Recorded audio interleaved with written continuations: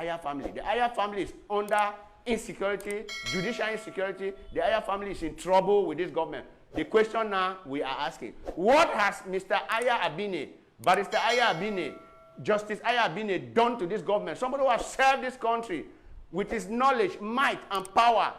He ends up in this form. His salary has been cut. His money is not being paid as a retired civil servant. What has he done that has caused problem in this country? We have separatists killing people. Ayah has killed nobody. What has he done? The two persons who filed the complaint, Honorable Aka Martin and Agualinus, are all Anglophones. Is this not what is referred to as Anglophones fighting Anglophones? These are Anglophones attached to the CPDM regime. The parliamentarian is a CPDM parliamentarian. The other person is a parliamentarian. You know, from what I gathered, they have their cultural differences out there in Akwaya. And now, you call the differences of power out there. There are other parliamentarians that have been there before the man here now. They have never been a problem to people of Akwaya. But the current parliamentarian has taken on the Ayah family. He should tell us what he is claiming from the Ayah family. We're going to take some few minutes to go to the newsstands, and Immaculate Fogwe is going to tell us what the newspapers reported this week. This is the press review with Immaculate Fogwe.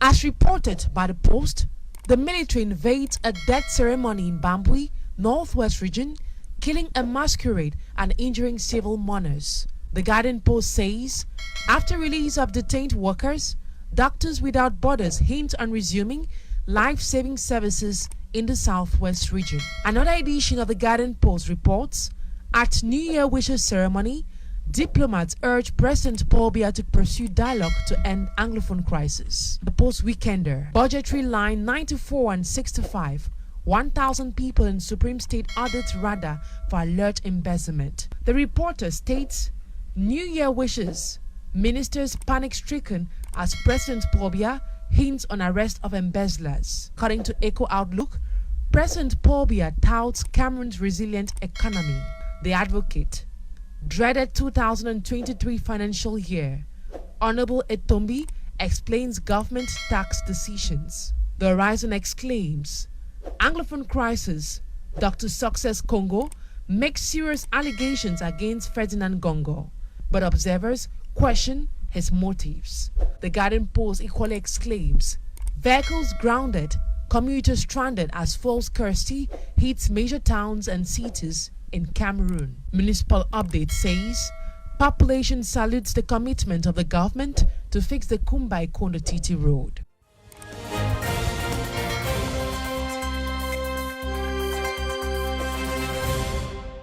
Thank you, Immaculate Fogwe, for the press review.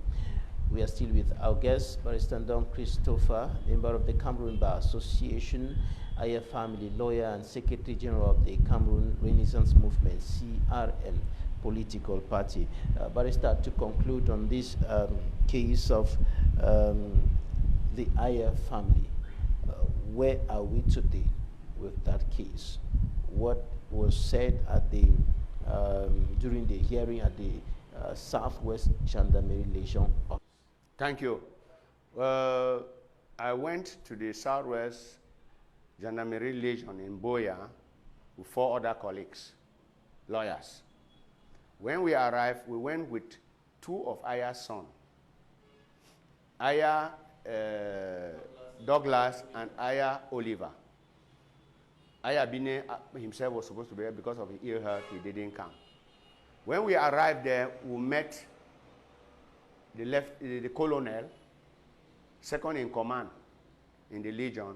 He received us, we entered, he gave us a seat, we sat. He said, where is Mr. Ayah Paul? I said, well, he's sick. I showed him the photo. He said, okay. That aside, where are the other 2? We showed him Douglas, we showed him Oliver. He said, okay, anybody who is not a lawyer here should leave.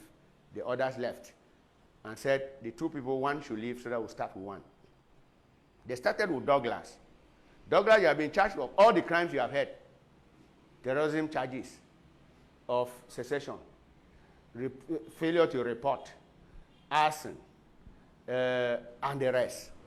Hostility against the fatherland.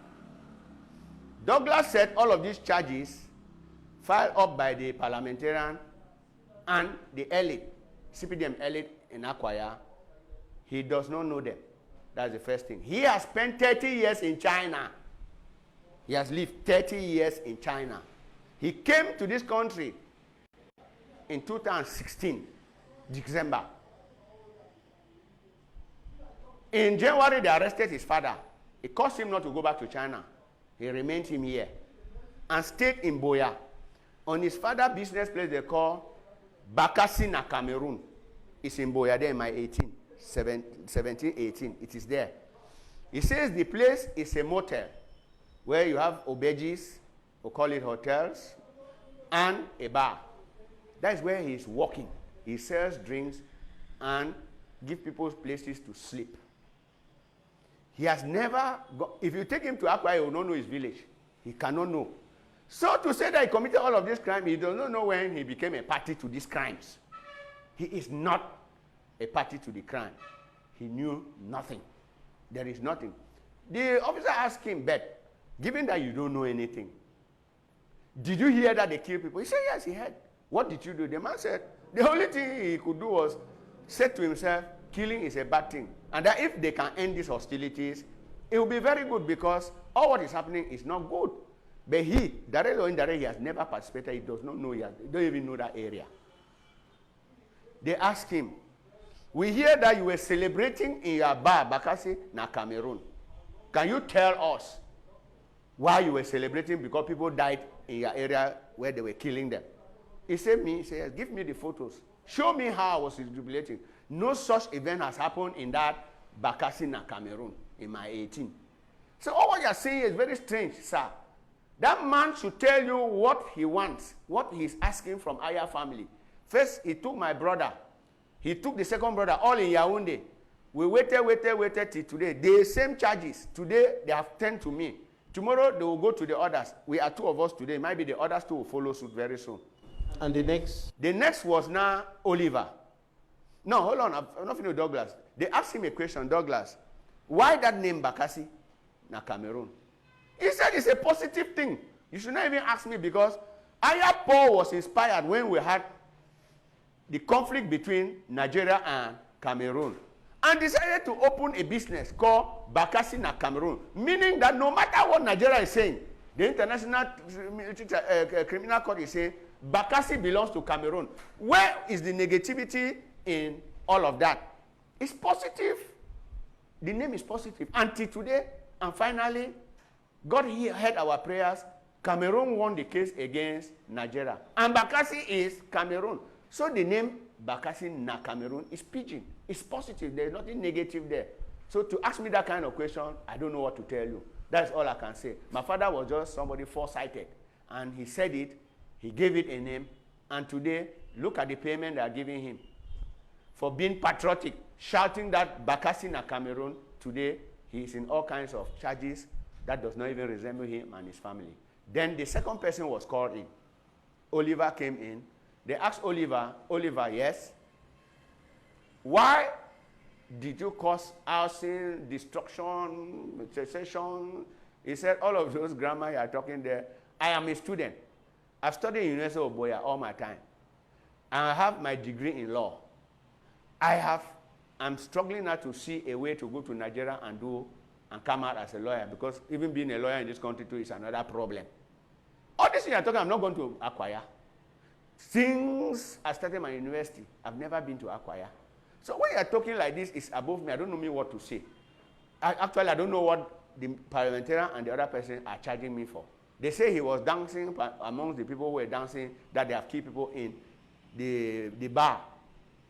They say, what do you do in the bar? He say he is a receptionist in that bar, Bakassi na Cameroon. So he doesn't know why they are calling him here. He said he did not participate in anything, killing anybody, or ask somebody to kill somebody. He does not go to village. This is him. And finally, the investigator saw that the people are giving their statements. He said he's there to gather information concerning the killings of those people, and that, barrister, you people can take them, go. When time we shall need them, we'll call them up. Because it's an investigation that have opened. It's ongoing. So we are still waiting. There will be second calls, third calls. I know they will tell me on that day when I'll go for the second time, they say, you went there and were talking on television. I said, yes. I spoke. I'm a lawyer for the family. I have the right to talk. I have the right to defend my clients. Right. So that is exactly what I'm doing. And that will all happen. They didn't lock them up. They didn't come with gendarmes to arrest them. No, we took them there quietly. They gave us a spacious place. We sat. They put those questions. They answered. They signed the procès verbal. We lawyers too signed. And they asked us to go home. That is what happened. All right. While that is happening, the head of state in his 2022 end-of-year message to the nation said the global security situation of the country, including the two crisis-hit northwest and southwest regions, is under control. And he also praised the army for fighting the cessation conflict. And recently, the army continued in its action of tracking down and killing separatist fighters, and one of the lead fighters was killed in Teke village along the Kumba-Tombel road, and his mortal remains exposed on the street at Three Corners, Kumba, Three Corners, Fiango in Kumba. Barrister, when you look at the current situation on the ground, is it under control, as the head of state said in his message? You see, Mr. Babla Jonathan, this is a personal judgment. Whether who is accepting it, not accepting it, is my personal judgment. You see, for some time now, I can say the half part of 2022, there have been relative control and calm within the Northwest and Southwest concerning the war, the civil war that is going on in the Anglophone state of the country. When somebody says something, when he has said it correctly, say it's correct. The head of state in his statement was correct. The fighting slowed down to a drastic degree. I agree with the head of state. For once, he has said it is correct. But then, that speech again, after when things were cooling down, decided to prop up the recent happenings we are hearing happened in Kumba. Because if it's cooling down, it's a military technique, or it should be government technique, to stay quiet rather than provoking. It was another form of provocation. If the people stayed quiet, it was because there are other factors that made them to be calm. And that was the wish of the head of state. That was the wish of this present government, to make sure the fighting in the Northwest and Southwest becomes calm. It has relatively been calm, I've told you, in the half part of 2022. But it picked up after the speech, where you saw what you saw in Kumba. And I'm saying that the government always make it, on both sides, not only government, the government and the separatists always make it a trophy when they kill somebody they bring. Killing in national laws, our national laws, international laws, are crimes. You cannot be priding yourself for having killed somebody. It is a crime. In a situation where you go and kill and bring somebody, even a dead man has rights. He has rights as a dead man. He has to be protected by those rights. The rights of, in fact, his secrecy of his body should be respected. You don't kill a dead man and come and expose. It's not an animal. Only animals can be treated the way they are treating dead bodies. Honestly, when they kill military people, they apply the law of secrecy of their bodies and give them decent burials. Why would the military, with the SGO and all of those people, pride themselves to put somebody that they have killed? Can they not make their secret reports and send it to whoever, who is their commander, to know that we have done this, we have done this? It remains a secret, and let the people who have lost theirs should be crying their death. So I'm saying that that act is condemnable. It's not correct. To my mind, it's not correct. It isn't correct. Government is violating the rights of the dead by doing what they are doing. The soldiers that brought him there are violating the rights of the dead. All of that, they think it's a trophy. It's not a trophy. It only goes to hurt the people the more. When you do that, that is the truth. So they should stop that action. Even when they kill them, you show on television how they are killing, it's not correct. It's not correct. That is violating human rights. It is good to show the acts so that it can be condemned and then better measures are put in place. I'm saying that the head of state speech has, in fact, provoked those people to come out, and they were attacked by the military. The military is in its position of making sure he eradicates those skirmishes that are happening in the Northwest Southwest after it has had a calm, a cool for some time. The military is in its role. Of course, the separatists are also on the defense. They have a right, they are defending over something which the government knows should be done. We are crying every day, go to the negotiation table. Negotiations are currently going on, for what I know. But we are waiting for the outcome of that negotiation. But if things like that start happening, it only goes to spoil the negotiations that are going on, which is a deplorable act. And the killing of elements of the National Armed Forces, other civilians, burning down of properties is equally condemnable. All are condemnable, except for the fact that the root cause of the problem must be sourced out. They should source it out and then call the warring factions to make sure they stop the acts of barbarism, vandalism, killings, burning, and all of that. It should be stopped. There is a solution. And the solution is go to the negotiation table. And while we await for that solution, it is ongoing, Mr. Jonathan. I'm telling you that solution is ongoing. Yes. But we are still waiting for the solution, the final resolutions of that negotiation between the two factions. There are still several parts of the two regions that are inaccessible as of now. In the Northwest region, for example, those going to the Ndonga Mantum division are forced to go through Fumbot, Fumba, and Makba to be able to go down, because they cannot come through Bamenda and then go down, because the road is still blocked. The responsibility of those blocks falls on government. Government have the regalian right. They have not been blocked by soldiers, but by pro-independence fighters. Yes, I know. Government have the regalian duty to make sure security reigns in those areas, as he has done in Bamenda town, as he has done in the Southwest, as he has done in some other areas. Government has worked hard through its armed forces. We applaud them for that. But the separatist fighters still exist. They are there in those areas you have just named, the Ndonga Mantun, Dop, going to Bui, all of those areas.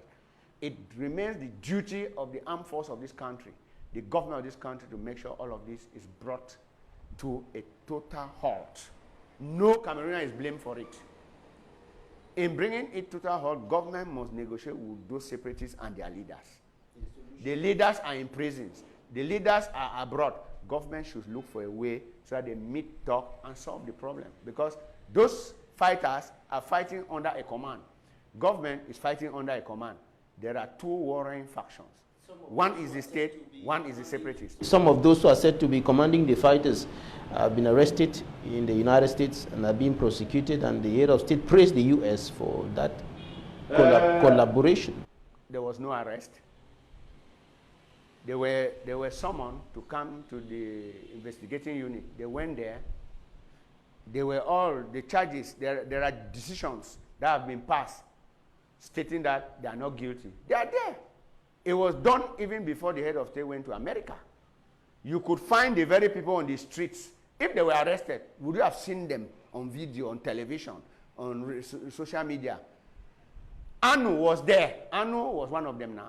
The others, they were all there, shouting that, oh, Paul Biya is not a Democrat. Why is he coming here? Why was he invited here? We all saw it. It's not as if I'm talking a day. Every Cameroonian saw it. The very people whom we claim they were arrested were there on the front line. If they were arrested, we know the United States system of government, the judiciary is very strict. If they were arrested, we would not have seen them that day, because that arrest was done before the coming of the head of state to the United States of America. So they were there.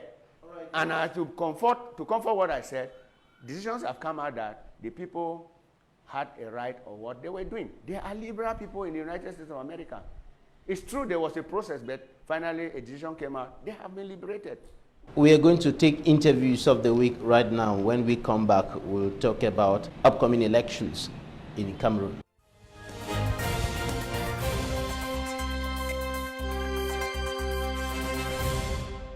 The legal practice is facing a lot of challenges, naturally from all angles, charlatans and lack of training, and you name the rest. During our campaign, within our framework of the roadmap we sent out, continuous legal training was one of the key things we said we're going to focus on, and this is part of it. Because like most professions, the legal profession requires a lot of continuous legal revision because it's a very dynamic profession. It's a very dynamic profession, and it's getting more and more dynamic. The laws change every day. So that's why we're saying that the lawyers need to be trained so that they can meet up with the evolution of the laws. I seized the Minister of State, Minister of Justice, and Keeper of the Seals. I wrote to him in September. We had a meeting, and he indicated to me that it was the logistics were not there, and we hope that with the new finance law, the provisions, we are going to do something. In the past, the bar has always given a helping hand, a financial helping hand, to see that it is launched. I think when it comes to that, we will do. It's not really an immediate priority because there are certain things that we think, the Bar Council thinks that we should have them amended in our bar laws to enable a better functioning of the bar, which includes the launching of the exams. The students that come out of the university will understand that there are some of them who have the ambition to become lawyers. The bar exams is launched at the request of the bar, or the law requires that they should launch it. So for now, we have made the request, and we have discussed with the minister. He said the means are not there. We've agreed. Now the budget has been voted. We are working on that. Actually, the head of state was responding to an injunction coming from the IMF, because last year, IMF said the subsidies that Cameroon is putting on oil, on the fuel, is too high. And the head of state came out with the figures, 700 billion for the fuel and 75 billion for the domestic gas, which is very high. That's what the treasury, our national treasury, is paying to subsidize the fuel. And the head of state say it's not longer sustainable. It simply means they are going to stop subsidizing fuel.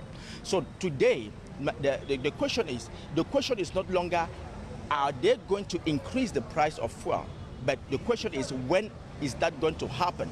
Is it tomorrow? Is it after tomorrow? Is it today? So definitely the price of oil is going to increase in the pump. Definitely. What amount, we don't still know. It depends how they are going to quit the subsidies. Is it gradually or is it brutally and definitely? So depend on the option they are going to take, the government is going to take. The price might be very high in the pump, or it might increase gradually also. It's already very, very difficult. So if you take in consideration the purchasing power of Cameroon today, if they increase the price of oil, even 100 francs only, is going to be terrible. It's going to be catastrophic, considering the impact it's going to have on all the other sectors, because fuel is, when we talk of fuel, we talk of energy. Transport is affected, everything is affected. Most of the companies use fuel to operate. So if they increase fuel, even 100 francs only, is going to impact the rest of the life, the rest of the sectors, and all the products are going to be impacted, and the price is going to be very, very expensive, more and more.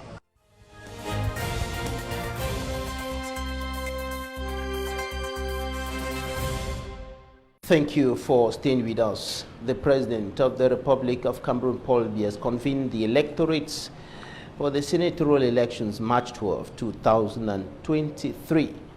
And before this, the President, the National President of the Cameroon Renaissance Movement, CRM political party, Professor Maurice Kamto, made statements that provoked or triggered several contradictory and convergent views. The president of your political party said the CRM political party would take part in all elections, even without the electoral code. You are right. That is what he said. What is the meaning of that? Now, you see, the Cameroon Renaissance Movement is a political party that is governed by the directorate, that is the highest instance of the party, that brings together the think tank, the box of the party. You know, because the government knew that that was the black box, they decided to start cramming on them. That is why you find today Professor Alain Foguet arrested unjustly for nothing he has done. Biboum Nissak arrested for nothing he did and imprisoned. Zambwe Pascal arrested and locked up. Mispa Awasum caught and locked up and later released, but sentenced thereafter. And many others that are still languishing in the jail because of their political expression, because they say what you are doing, Mr. Government, Mr. Bia, Mr. Ministers, Mr. Governor, Mr. Prefect, is wrong. That is why they are being locked up. In total violation of the law. They are there. The Cameroon Renaissance movement under Professor Maurice Kamto is doing internal elections within the party, in the country, and abroad. We have finished the internal elections with our structures of the party abroad, all of Europe, America, Canada, and the rest, all. We are now in Cameroon, after which we enter our zones in Africa. So, we started off with Europe, all has been done. Professor Maurice Kamto, in the days ahead, will be installing all the officials of the party in Europe. He's gone over abroad. That is what he will do in the days coming. Because when we do the elections, there's official installation. So he's going to do the official installations abroad. Yes, while he's doing all of that, what should we understand by the CRM will take part in all elections with or without the electoral code? Because we know major You elections. boycotted the earlier elections demanding for the revision of the electoral code or the Anglophone credit should be resolved. None of these demands have been met.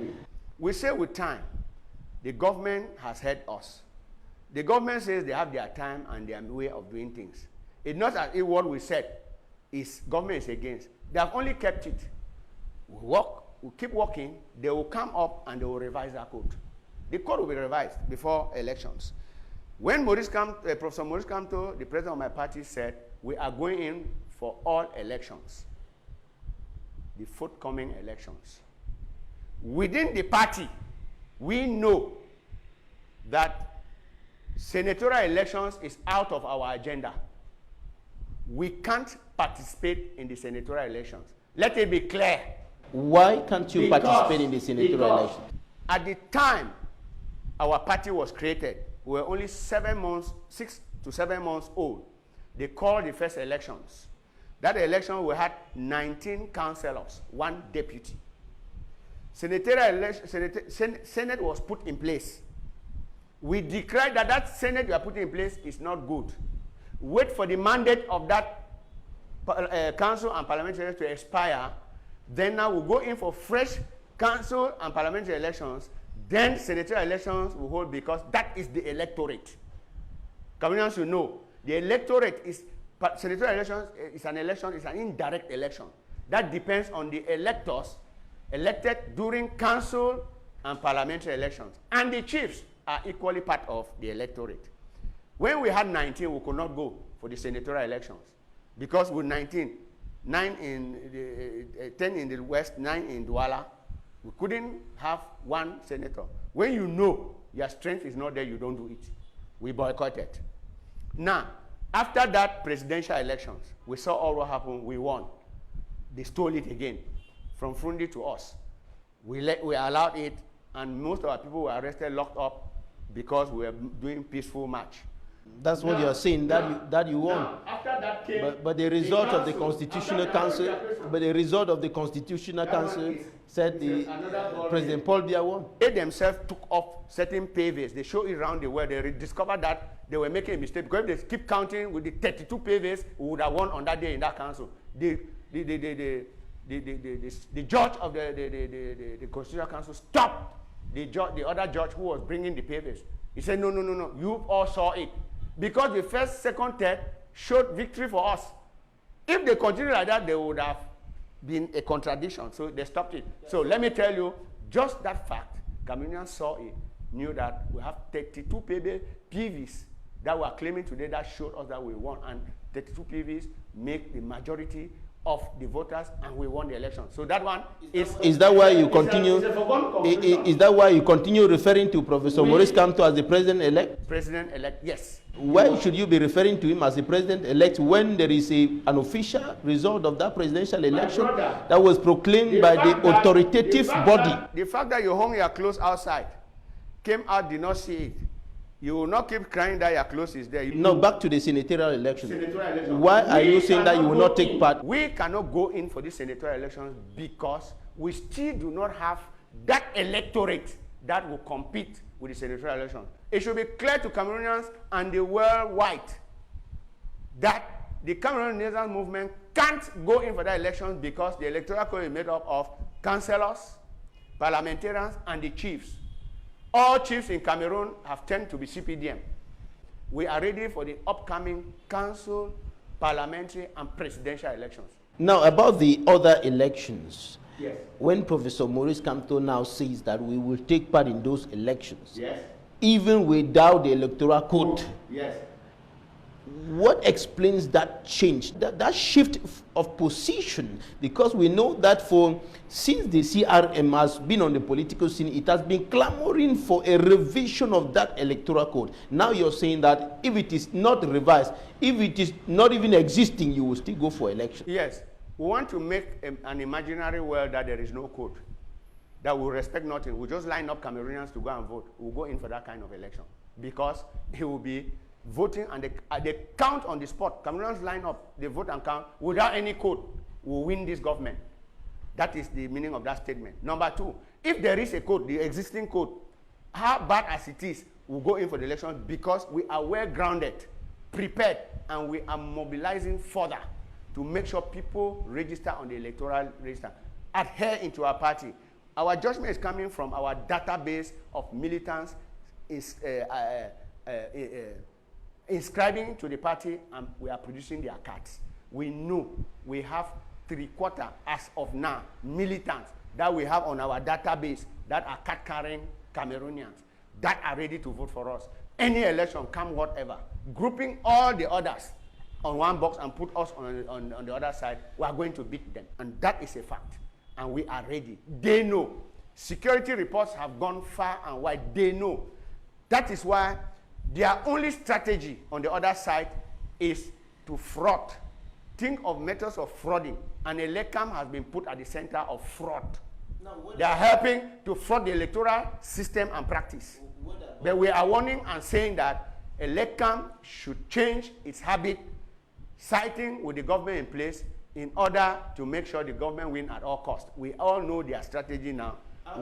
We shall block them. Elections Cameroon has been saying, and it continues to say, that it is an independent body. It's not taking side with anybody. It's just doing its job of organizing elections. Now, what about the fight against electoral hold-up that the CRM put up, and for some time now it's been some kind of silent until when Professor Maurice Kamto started going around to install the regional officials of the party? Now, I want to tell you, a fight does not last forever. The electoral hold-up has taken its time, and the period it took, and the consequences that flow with it, we have understood, and we have now piped down. We are now going on another agenda. It's a complete package. That of going to manifest peacefully to tell the world, but they came with machine guns, rifles, live bullets, and all of that. We have understood. We are turning around the other way. You should ask us, the electoral hold-up still continue, because we are fighting government to make sure public manifestation by political parties must be given the chance to hold their public meetings. And we are winning. That one big time. We are holding our meetings. They have now understood, after all of that struggle of the hold-up, the fighting within political parties making meetings. It's only the Cameroon Renaissance movement that is seen in the political arena. The others are dormant. They are not heard. Now, we have won the war. We have won the war. We are holding our public meetings. They have come to understand us that we are non-violent. They know we are non-violent. We mean business. And what we are doing is peaceful. They have come to understand, and now they are allowing us to hold our meeting. We are not harmful. We don't destroy. We are doing nothing. So, given that they have understood that and we are holding our meetings, that was seen during the last meeting at the Japoma Sports Complex, Komsamba and Japoma, where we saw a number of gendarme and police officers, controlling everything, making sure that everything is taking place normally. And because of that, and also because of the visit of the national president, Professor Maurice Kamto, to the presidency of the Republic, there are allegations that the Maurice Kamto-led administration of the parties conniving is pushing down towards the regime, is trying to do some negotiation with the regime. No. Is that true? No. Fat lie. Anybody who has that thought should wipe it out. Get it from me, the Secretary General of the party. Professor Maurice Kamto is negotiating nothing with government. All we are doing is to make sure what contains the activity of a political party, we are doing it without hurting anybody. His visit to the presidency, he went there as an ordinary Cameroonian, a Cameroonian that has something to deposit, let the head of state read, on an issue that is, in fact, a state issue. It's not an issue to be discussed in public. You remember, Maurice Kamto knows how to go about his things. We have been sending letters to the presidency, he ends up somewhere. The mere fact that he goes himself to go and deposit is already news and curiosity for the head of state himself, who said, I want to see that document that man came and deposited. The question I'm asking, when he came there, they asked him why he came there. He explained that he has a letter to deposit. They took him inside. He deposited his document. They discharged that document. He took the discharge copy, came, entered his car, and went him away, which is a normal procedure in serving a letter at the presidency. Immediately after that, a newspaper came out and said, oh, he was chased out of the presidency. You can imagine, you see how the people don't sleep. They have a workshop that it helps to debunk certain things. The man deposited his document as a Cameroonian, destined to President Paul Biya. He was in the United States. They received it. And it's true. Paul Biya have read the letter. If the letter went through private, either to the Secretary General, I went there, nobody will raise hand. It will even be blocked in the drawers. But the fact that Kamto went there himself, whoa, he has come there, whoa, information. He said, I'm depositing a letter. And they allowed him, he deposited his letter. Now, the big question, Cameroonians should be asking, what was in that letter? They're not even looking for what he wrote in that letter. On the contrary, they're looking at how they'll chase him out of the presidency. Kamto wants to take power. He wants to overthrow government. That was not the case. That's what I wanted to ask you now, to tell Cameroonians what was in that letter, because a lot of revelations have been made about the content of the letter, referring to the Bakassi Peninsula issue with Nigeria and so on. Mr. Jonathan, I am the Secretary General of the party. Kamto did not go there in that capacity as a political leader, because he could not have done that without telling us. That remains his private business. And I cannot tell you because I don't know what was in that letter. The question I should be asking you, Mr. Jonathan, and the public that is listening to us, have you people questioned Paul Biya? What was the letter they brought there? Why are you coming to ask me, Barrister Ndong, that I should tell you what another professional professor of law have written to Paul Biya? Why don't you? You are a journalist. The first question, Mr. Journalist, the first question. No, but the national president of your party. An international employer. And if you're saying that he didn't go there in his capacity as national president of the CRM. No.